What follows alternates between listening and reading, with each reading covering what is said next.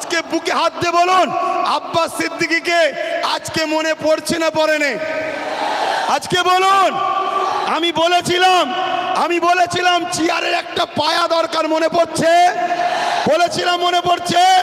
আজকে বলুন, টোটাল ভারতবর্ষে যদি বা বাংলা থেকে যদি 2-5টা নওশাদ সিদ্দিকীর মতো যদি সেন্টারে পাঠানো যেত, তাহলে বিল করার সাথে সাথে চেয়ার ছুঁড়ে মারত।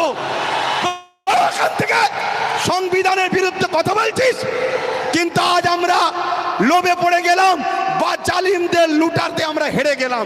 কিন্তু মনে রাখবেন, এই লড়াই অনেক দিন কালের। আগামী দিন অস্তিত্ব বাঁচাবার জন্য যেমন আমাদেরকে রাজপথে সংবিধানের অধিকার নিয়ে লড়াই করতে হবে, ঠিক তেমনি সংবিধানের অধিকার নিয়ে নিজেদেরকে বাঁচার জন্য, নিজেদের অকাপ বাঁচাবার জন্য একটা চেয়ারের পায়ারও দরকার আছে না নাই?